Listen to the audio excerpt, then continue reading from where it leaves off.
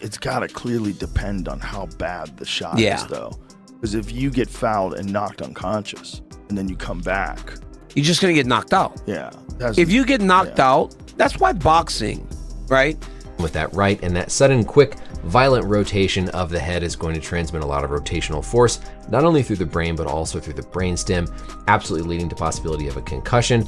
Thankfully, it didn't completely knock him out, but could absolutely result in some delayed symptoms. It's like a big part of it is speed.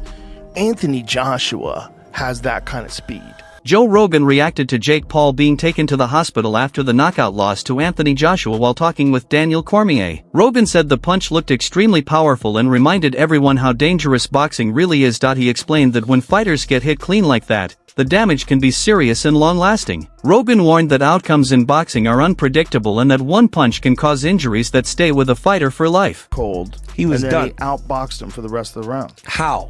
But again, in MMA, fight probably would have been over, and he would have took less damage. Right, but isn't that a better argument? Sports doctor Brian Sutterer broke down the knockout from a medical point of view.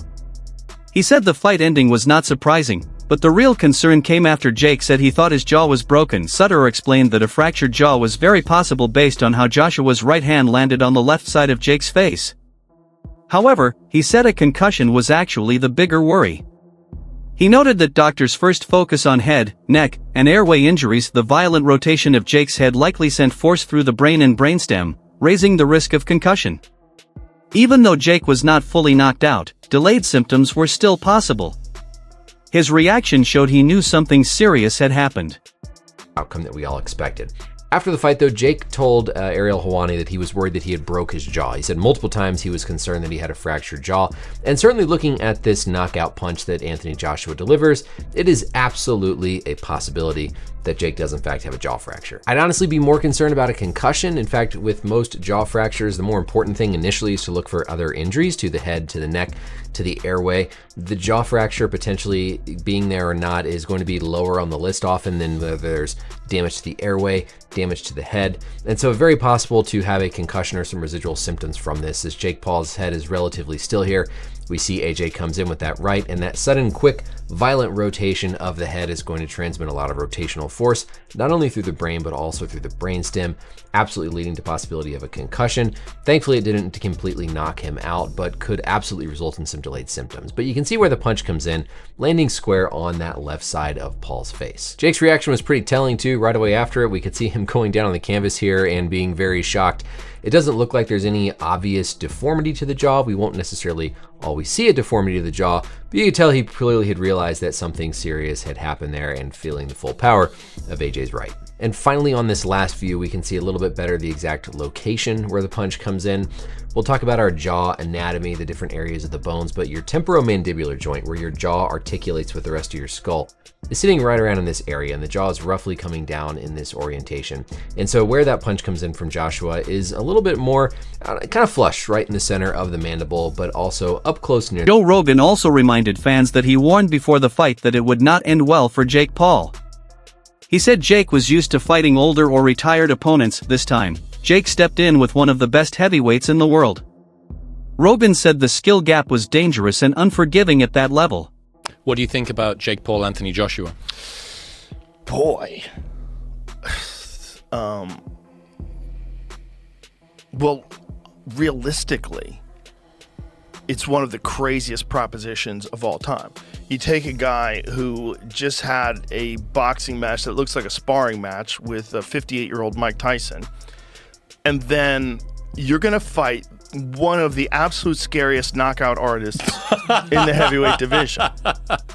Maybe we should watch the Francis Ngannou fight so you could see. Let's watch that real quick, just so you can see what Anthony Joshua is capable if he's fighting someone that's not in his league.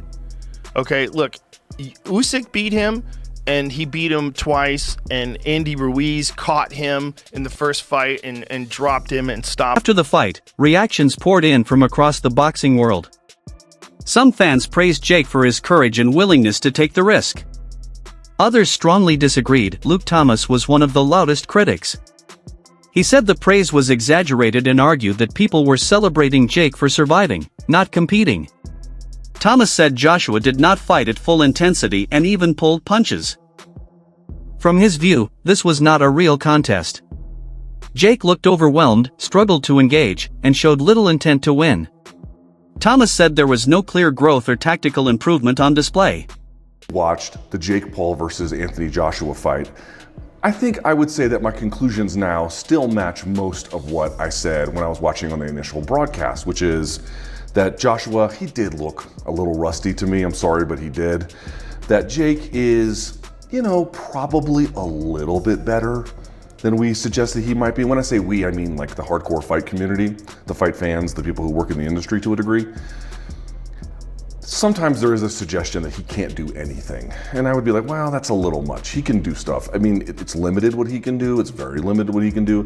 But there is a little bit too much anger towards him sometimes, or just dismissiveness, maybe is a better way to put that. And I don't really co-sign on some of that. He's got some ability. He's not good. Listen to me very carefully. He's not good.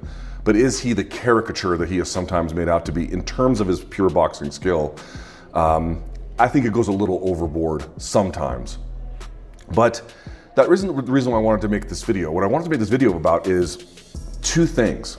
One, after the fight was over, I got on social media and people were like hugely negative about the fight. And I did not think that the fight was good. In fact, I thought the fight was, like most Jake Paul fights, pretty bad, although him surviving kind of feeds into the story of him being perhaps a little bit better than we sometimes think, although I don't really co-sign on that. Let me make the point. The first point is, I think people are overreacting a little bit.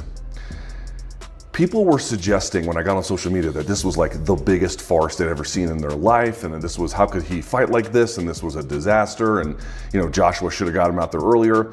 There is probably some evidence to suggest that I don't think Joshua was carrying him in the sense of, hey, they coordinated this ahead of time.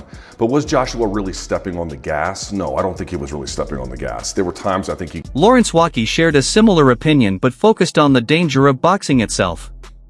He said one mistake can end a fight instantly, no matter how famous or prepared a fighter is. Waukee called the matchup reckless and said mismatches do not become acceptable just because they generate attention. He described the fight as unnecessary and warned the outcome could have been even worse. Some voices still gave Jake credit for toughness after it was confirmed he suffered a serious jaw injury and was taken to the hospital. They said stepping in with Joshua showed courage, however, even those supporters stopped short of calling Jake a real professional boxer. The praise was about bravery, not ability. In boxing, taking damage alone does not earn legitimacy. I think I broke my jaw. We all know he broke his jaw. We all know we've seen the x-ray. There is a video of the x-ray that he showed us on his Instagram, so that was no AI. And it showed where his jaw had to be reconstructed and, wired, right? So he can't have any hard foods for a while.